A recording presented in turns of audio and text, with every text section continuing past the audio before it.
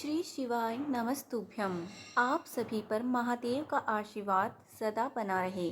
आज सोमवार का दिन है, तो आज आप सुनेंगे सोमवार व्रत की कथा। सोमवार के दिन भगवान शिव की पूजा करके कथा का श्रवण करने से भक्तों के सभी कष्ट दूर होते हैं और उनकी मनोकामनाएं भी पूर्ण होती हैं। कथा का शुभारंभ करने से पहले आइए हम सब मिलकर भगवान शिव का स्मरण करें, जो संसारिक भय को हरने वाले हैं और देवताओं के स्वामी हैं, जो गंगा जी को धारण करते हैं, जिनका वृषभ वाहन है, और जो अंबिका के ईश हैं, जिनके हाथ में खट्वांग त्रिशूल और वरद अभय मुद्रा है। उन संसार रोग को हरने वाले अद्वितीय औषध रूप भगवान शिव को हम सब प्रणाम करते हैं। अर्धनारीश्वर स्वरूप अर्थात भगवती पार्वती, जिनका आधा अंग है, जो संसार की सृष्टि स्थित है और प्रलय के कारण है, और आदि देव हैं, विश्वनाथ हैं, विश्व विजय और मनोहर हैं। सांसारिक रोगों को नष्ट करने के लिए अद्वितीय और औषध रूप उन ग्रीश अर्थात शिव जी को हम सब प्रातः काल नमस्कार करते हैं, जो अंत से रहित आदि देव हैं, वेदांत से जानने योग्य, पाप रहित और महान पुरुष हैं, तथा जो नाम आदि भेदों से रहित, विकारों से शून्य और आकार विकार रहित हैं, और संसार रोग को हरने के निमित्त अद्वितीय औषध हैं। उन शिव जी को हम सब प्रातः काल भजते हैं। आइए अब सुनिए सोमवार व्रत कथा। पौराणिक कथा के अनुसार अमरावती नगर में एक धनी व्यापारी रहा करता था। दूर दूर तक उसका व्यापार फैला हुआ था। नगर में उस व्यापारी का सभी लोग बहुत मान सम्मान करते थे। इतना सब कुछ होने पर भी वह व्यापारी मन से बहुत दुखी था, क्योंकि उस व्यापारी का कोई पुत्र नहीं था। एक दिन रात उसे बस एक ही चिंता सताती रहती थी कि उसकी मृत्यु के बाद उसके इतने बड़े व्यापार और संपत्ति को कौन संभालेगा। पुत्र प्राप्ति की इच्छा से वह व्यापारी हर सोमवार भगवान शिव की व्रत और पूजा किया करता था। सायंकाल को वह व्यापारी शिव मंदिर में जाकर भगवान शिव के सामने घी का दीपक भी जलाता था। उस व्यापारी की भक्ति देखकर एक दिन देवी पार्वती ने भगवान शिव से कहा, प्रभु, यह व्यापारी आपका सच्चा भक्त है। कितनों दिनों से यह सोमवार का व्रत और पूजा नियमित कर रहा है। भगवान, आप इस व्यापारी की मनोकामना अवश्य पूर्ण करें। तब भगवान शिव ने मुस्कुराते हुए कहा, पार्वती, इस संसार में सबको उसके कर्म के अनुसार फल की प्राप्ति होती है। प्राणी जैसा कर्म करते हैं, उन्हें वैसा ही फल मिलता है। इसके बाद भी देवी पार्वती नहीं मानी। उन्होंने बार बार आग्रह करते हुए कहा, हे महादेव, हे प्रभु, आपको इस व्यापारी की इच्छा पूरी करनी ही पड़ेगी। यह आपका अनन्य भक्त है। हर सोमवार आपका विधिवत व्रत रखता है और पूजा अर्चना के बाद आपको भोग लगाकर एक समय ही भोजन ग्रहण करता है। आपको इसे पुत्र प्राप्ति का वरदान तो देना ही होगा। प्रभु, देवी पार्वती का इतना आग्रह देखकर भगवान शिव ने कहा, देवी, तुम्हारे आग्रह पर मैं इस व्यापारी को पुत्र प्राप्ति का वरदान देता हूँ, लेकिन इसका पुत्र 16 वर्ष से अधिक जीवित नहीं रहेगा। उसी रात भगवान शिव ने स्वप्न में उस व्यापारी को दर्शन देकर उसे पुत्र प्राप्ति का वरदान दिया और उसके पुत्र के 16 वर्ष तक जीवित रहने की बात भी बताई। भगवान के वरदान से उस व्यापारी को खुशी तो हुई, लेकिन पुत्र की अल्पायु की चिंता ने उस व्यापारी की खुशी को नष्ट कर दिया। व्यापारी अब भी पहले की तरह सोमवार का विधिवत व्रत करता रहा। कुछ महीने पश्चात उसके घर में एक बहुत ही सुंदर पुत्र उत्पन्न हुआ। पुत्र जन्म से व्यापारी के घर में खुशियां भर गई। बहुत धूमधाम से पुत्र जन्म समारोह मनाया गया। व्यापारी को पुत्र जन की अधिक खुशी नहीं हुई, क्योंकि उसे पुत्र की अल्पायु का रहस्य पता था, लेकिन यह रहस्य घर में किसी और को मालूम नहीं था। विद्वान ब्राह्मणों ने उस पुत्र का नाम अमर रखा। जब अमर 12 वर्ष का हुआ तो शिक्षा के लिए उसे वाराणसी भेजने का निश्चय किया गया। व्यापारी ने अमर की मामा दीपचंद को बुलाया और कहा कि अमर को शिक्षा प्राप्त करने के लिए वाराणसी छोड़कर आओ। अमर अब अपने मामा के साथ शिक्षा प्राप्त करने के लिए चल दिया। रास्ते में जहाँ भी अमर और दीपचंद रात्रि विश्राम करने के लिए ठहरते, वहीं यज्ञ करते और ब्राह्मणों को भोजन भी कराते थे। लंबी यात्रा के बाद अमर और दीपचंद एक नगर में पहुंचे। उस नगर के राजा की कन्या के विवाह की खुशी में पूरे नगर को सजाया गया था। निश्चित समय पर बारात आ गई, लेकिन वर का पिता अपने बेटे की एक आंख के काना होने के कारण बहुत चिंतित था। उसे इस बात का भय सता रहा था कि राजा को इस बात का पता चलने पर कहीं वह विवाह से इनकार न कर दे, इससे उसकी बदनामी होगी। वर के पिता ने अमर को देखा तो उसके मस्तिष्क में एक विचार आया। उसने सोचा, क्यों न इस लड़के को दूल्हा बनाकर राजकुमारी से विवाह करा दूं। विवाह के बाद इसको धन देकर विदा कर दूंगा और राजकुमारी को अपने नगर में ले जाऊंगा। वर के पिता ने इस संबंध में अमर और दीपचंद से बात की। दीपचंद ने धन मिलने के लालच में उसके पिता की बात स्वीकार कर और अमर को दूल्हे के वस्त्र पहनाकर राजकुमारी चंद्रिका से विवाह करा दिया गया। राजा ने बहुत सा धन देकर राजकुमारी को विदा किया।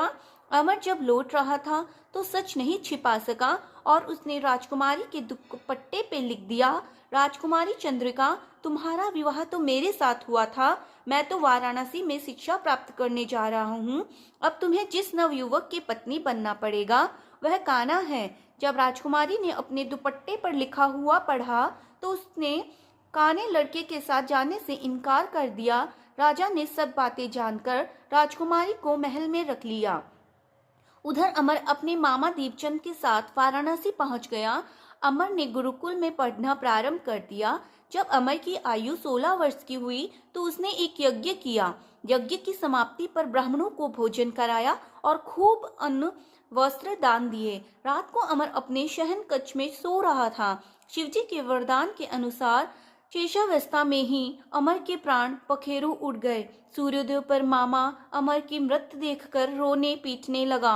आसपास के लोग भी एकत्र होकर दुख प्रकट करने लगे।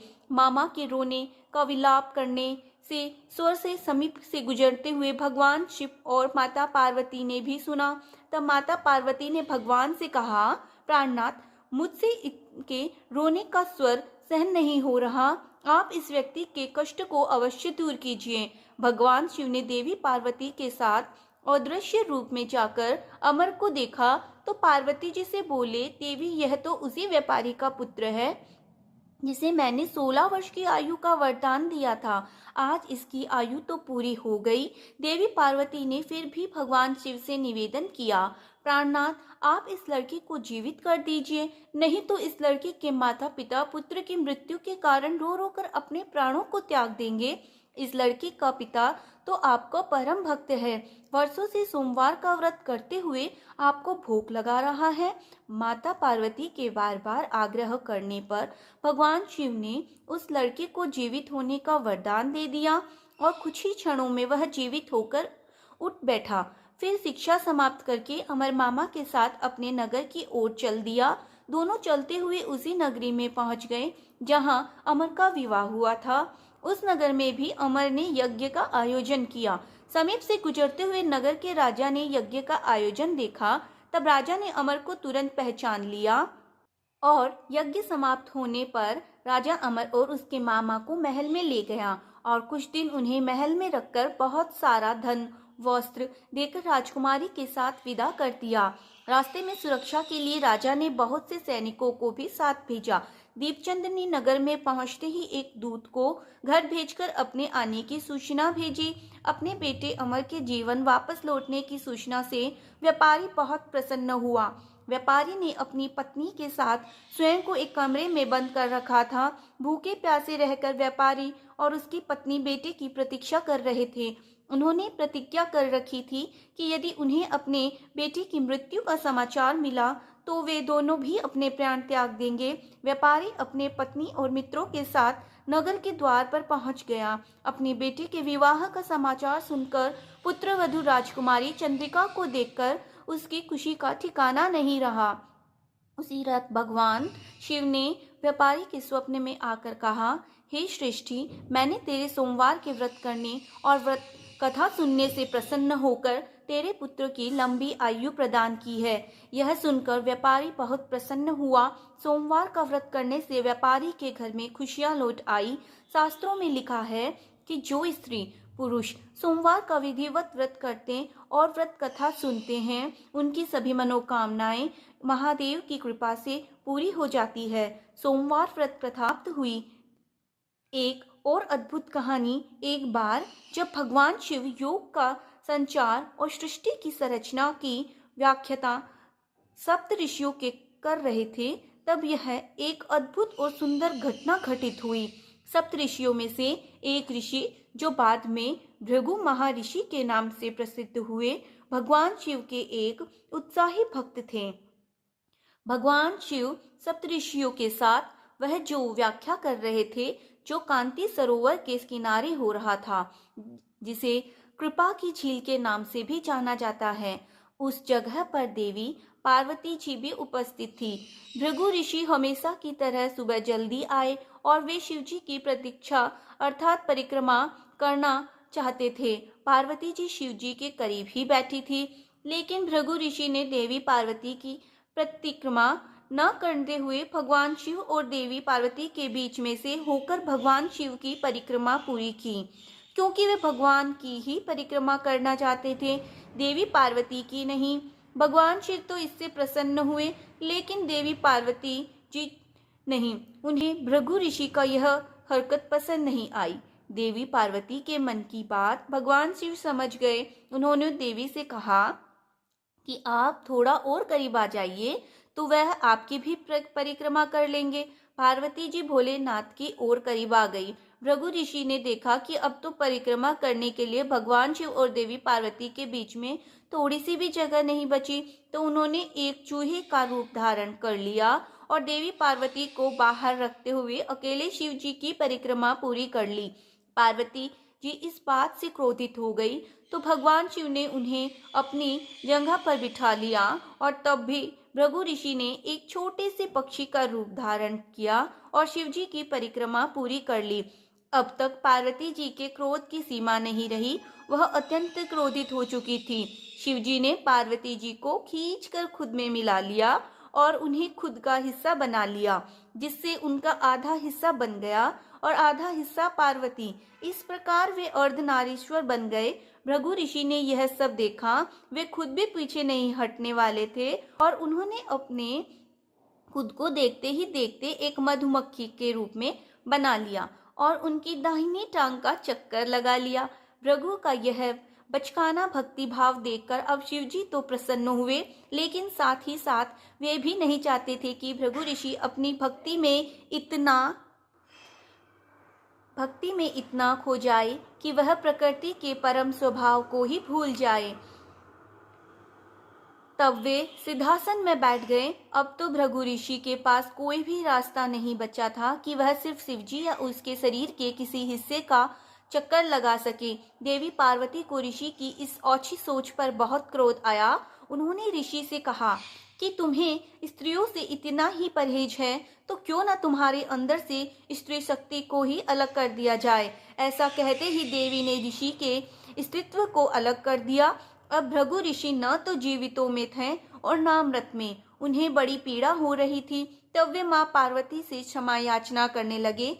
तब भगवान शिव ने देवी से ऋषि को क्षमा करने के लिए कहा। माता पार्वती ने उन्हें क्षमा कर दिया और बोली, संसार में स्त्री शक्ति के बिना कुछ भी नहीं, बिना स्त्री के प्रकृति भी नहीं, पुरुष भी नहीं, दोनों का होना अनिवार्य है। जो स्त्रियों को सम्मान नहीं देता उसे भी जीने का कोई अधिकार नहीं है। कथा समाप्त हुई। प्रेम से बोलिए भोले शंकर भगवान की जय, माता पार्वती की जय और अगर आपको कथा अच्छी लगे तो चैनल को लाइक एंड सब्सक्राइब अवश्य करें। धन्यवाद।